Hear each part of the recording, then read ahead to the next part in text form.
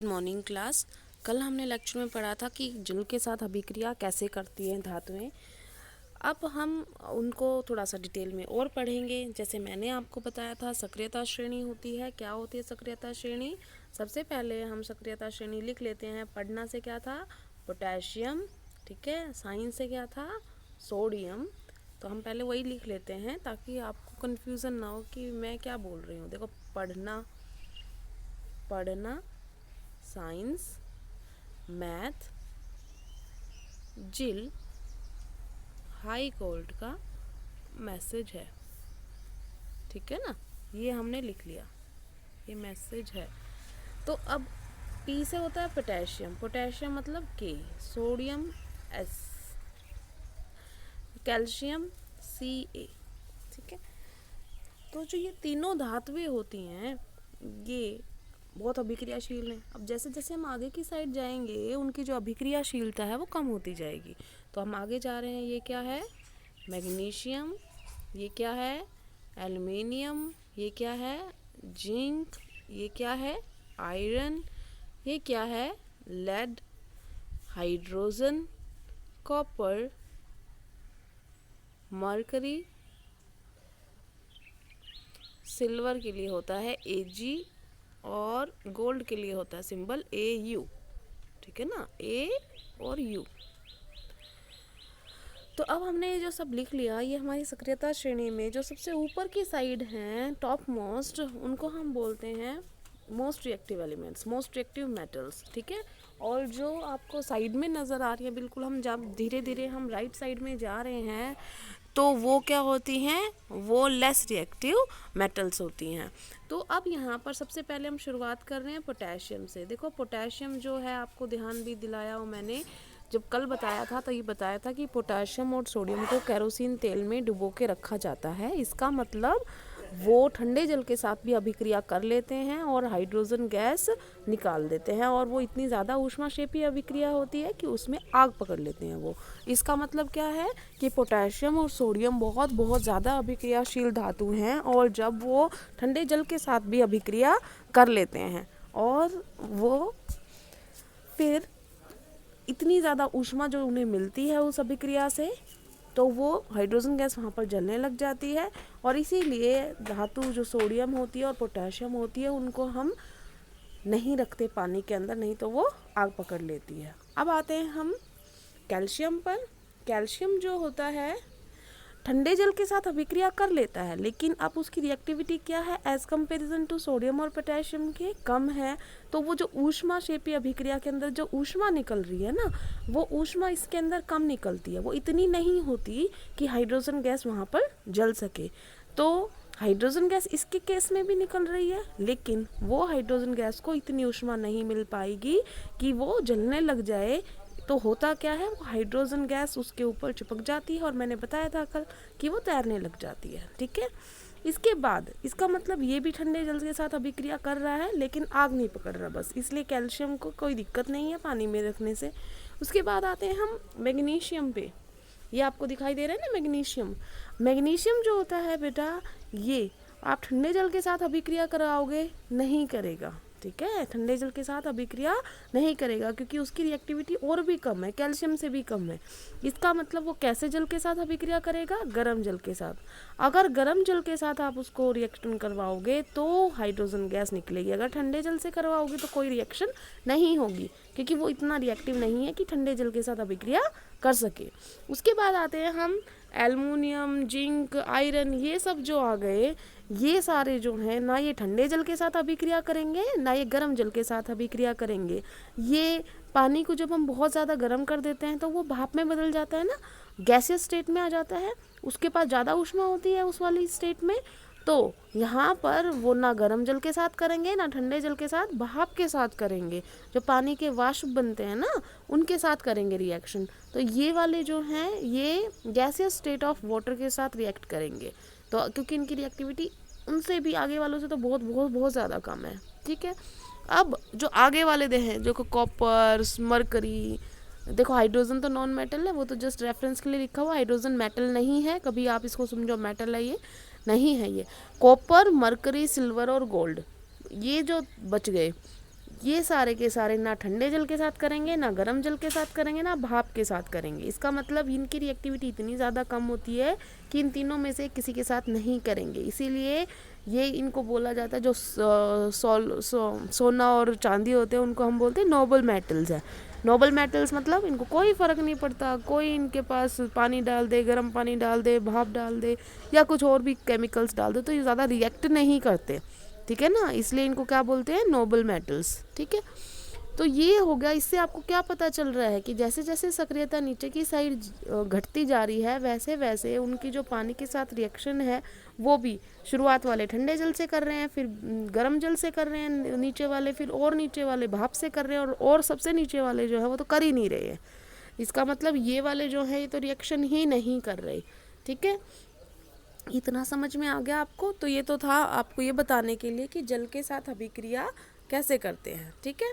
उसके बाद हम आते हैं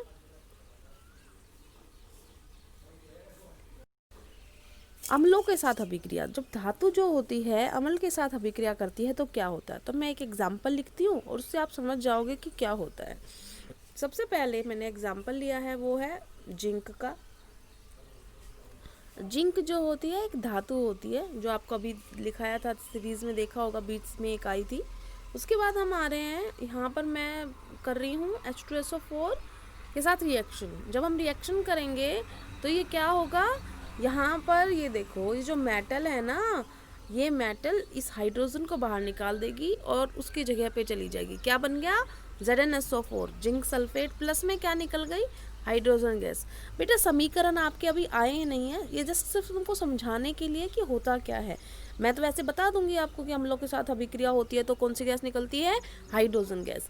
लेकिन थोड़ा सा जो लॉजिक आपको समझ में आ जाए इसलिए मैं अभिक्रिया लिख रही हूँ। ज़रूरी नहीं है आप ये अभिक्रिया क्या मैम अभिक्रिया कैसे लिख रहे हो, कैसे ये फॉर्मूले होते हैं, कोई दिक्कत नहीं है, क्योंकि आपके अभी आए ही नहीं है ये फॉर्मूले, ठीक है ना।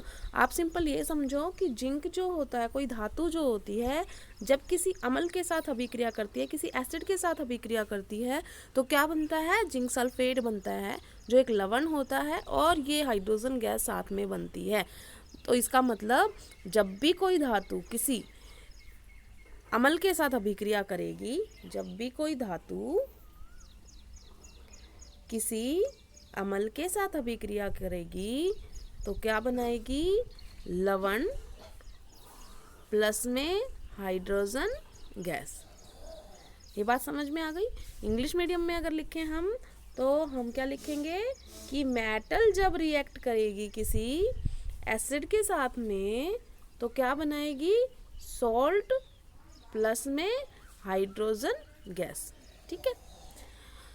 अब आपसे कंपैरिजन करवाते हैं। देखो ऊपर वाली धातुएं तो बहुत स्ट्रॉन्ग हैं और रिएक्टिव हैं, तो वो ऑटोमेटिकली बहुत जल्दी रिएक्ट करेंगे। हम नीचे वालों की बात करते हैं। हम सबसे नीचे में आया था कॉपर सिल्वर गोल्ड। तो कॉपर जो होता है उसको आप नॉर्मल एक एसिड लेते हैं हम, HCl, हाइड्रोक्लोरिक एसिड, ठीक है ना।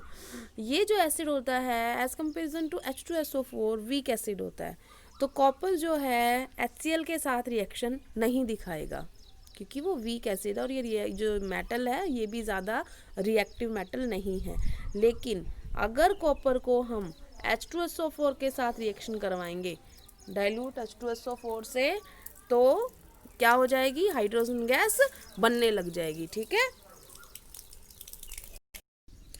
तो इसका मतलब क्या हुआ, इसका मतलब ये हुआ कि जैसे आपने जल के साथ अभिक्रिया देखी थी कि जो बाकी धातुएं हैं, पोटाशियम, सोडियम, कैल्शियम, मैग्नीशियम, वो वाली बहुत जल्दी रिएक्ट करेंगी, लेकिन जो नीचे जाते जाएंगे तो उनकी जो रिएक्टिविटी है वो घटती जाएगी, सक्रियता जो है उनकी घटती जाएगी, जिसकी वजह से वो फिर अम्लों के साथ धीरे धीरे अभिक्रिया क्या कर देंगी, कम करती जाएंगी, ठीक है ना।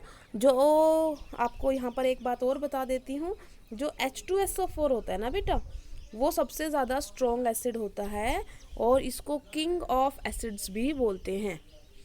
अब आप समझ सकते हो, जो किंग होता है वो इसका मतलब क्या होता है, सबसे स्ट्रॉन्ग माना जाता है ना, कहीं किसी स्टेट का किंग होता है तो यहाँ पर ये किसका किंग है, देखो एसिड्स का किंग है, एसिड्स का किंग है। इसका मतलब सबसे स्ट्रॉन्ग जो एसिड होता है वो कौन है, H2SO4। H2SO4 को हम क्या बोलते हैं, सल्फ्यूरिक एसिड। क्या बोलते हैं, सल्फ्यूरिक एसिड। हिंदी में क्या बोलेंगे, सल्फ्यूरिक अम्ल, बस इतना ही है, नाम सेम ही रहेगा, एसिड की जगह पे अम्ल आ जाएगा। ये आपको समझ में आ गया कि जब भी कोई धातु किसी अम्ल के साथ अभिक्रिया करेगी तो हाइड्रोजन गैस निकालेगी, ठीक है। उसके बाद अगर कोई आपसे पूछे बताओ अधातु अगर रिएक्शन करे किसके साथ, अम्ल के साथ, तो क्या होगा, हाइड्रोजन गैस निकलने वाली है नहीं, ठीक है ना। ज़्यादातर जो होती हैं धातुएं अम्ल के साथ क्रिया नहीं दिखाती हैं, समझ में आ गया। तो ये हमारा हो गया एक्सपेरिमेंट। उसके बाद वो आपसे कुछ एक्सपेरिमेंट करवाने के कह रहा है। क्या कह रहा है वो कि ये देखो ये अलग अलग धातुएं लिए हैं यहाँ पर, मैग्नीशियम, एल्युमिनियम, आयरन, कॉपर, और वो आपसे ये करवाना चाह रहा है कि सामान्य ताप पर क्या होगा, गर्म करने पर क्या होगा, या यहाँ पर तनु सल्फ्यूरिक अम्ल में सामान्य ताप पर क्या होगा और गर्म करने पर क्या होगा। सबसे पहली बात तो आप ये ध्यान रखना, क्योंकि ये क्या है, ये है हाइड्रोक्लोरिक अम्ल, इस वाले से क्या है, ये लेस है, ठीक है ना, लेस स्ट्रॉन्ग है। तो सल्फ्यूरिक अम्ल वाले की रिएक्शंस मच स्ट्रॉन्गर आएंगी एज कंपेरिजन टू HCl के। इसका मतलब अगर हाइड्रोजन गैस निकल रही है तो इस केस में ज़्यादा निकलेगी हमेशा एज कंपेरिजन टू हाइड्रोक्लोरिक अम्ल के, ठीक है ना। दूसरा, सामान्य ताप पे करोगे तो कम निकलेगी, और गर्म ताप पे करोगे तो सिंपल सी बात है, ज़्यादा एनर्जी मिल रही है ना ज़्यादा रिएक्शन के लिए, तो वो ज़्यादा होगी, ठीक है ना। तो इन दोनों में सामान्य ताप पर और गर्म करने पर अगर हाइड्रोजन गैस मिल रही है, किस में ज़्यादा निकलेगी, गर्म ताप वाले में, ठीक है ना।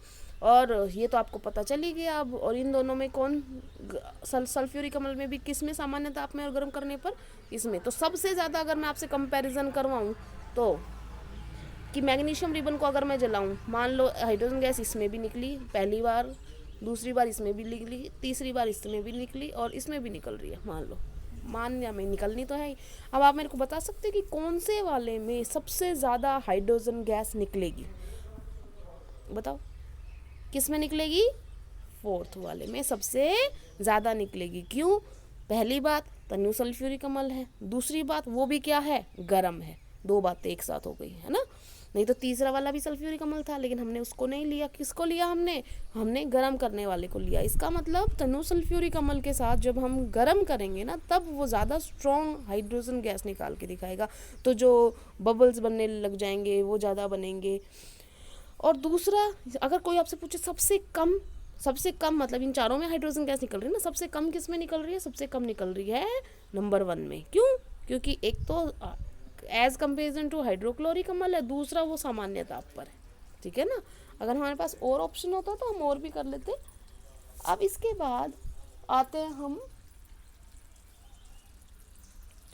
ये हो गया हमारा हम लोग के साथ अभिक्रिया हो गई। अब हम आते हैं इस बात पे कि हाइड्रोजन गैस को कैसे पता लगाएंगे कि हाइड्रोजन गैस निकल रही है कि नहीं निकल रही है। तो हाइड्रोजन गैस जो होती है बेटा, वो ज्वलनशील होती है। क्या होती है, ज्वलनशील। ज्वलनशील का मतलब क्या होती है, वो जलने लग जाती है। उसको इंग्लिश में क्या बोलते हैं हम, इनफ्लेमेबल। इसका मतलब अगर हमने उसे कुछ दिया तो वो जलने लग जाएगी। कोई जैसे माचिस की तीली अगर लगा दिया आगे, तो वो ऑटोमेटिकली माचिस की तीली जलने लग जाएगी हाइड्रोजन गैस मिलते के साथ, क्योंकि वो आग पकड़ लेती है। तो अब यहाँ पर आप कैसे टेस्ट करोगे कि जो परख नली में आपको जो गैस निकल रही है, उस परख नली के पास अगर हम जलती हुई माचिस की तीली ले आएंगे तो वो क्या हो जाएगी, पॉप पॉप ध्वनि जलेगी। क्यों, क्योंकि वो उसके अंदर जो हाइड्रोजन गैस के बबल्स है ना, वो फट रहे हैं, ठीक है ना। छोटा बम समझ लो एक तरीके से, बहुत बहुत छोटा, पॉप पॉप की आवाज़ आएगी, ठीक है। तो ये जो आवाज़ आएगी, इससे हम पता लगा सकते हैं कि ये हमारी क्या है, हाइड्रोजन गैस है, ठीक है। उसके बाद हम यहाँ पर बस ये हो गया, आज के लिए इतना ही करते हैं, क्योंकि उसके बाद क्षारों से अभिक्रिया आ गई तो होता वही भी है, उसके अंदर भी वही होता है जो अम्ल के साथ हुआ था। तो हम ये लेकिन कल पढ़ेंगे, ठीक है। आज के लिए इतना ही। Thank you class.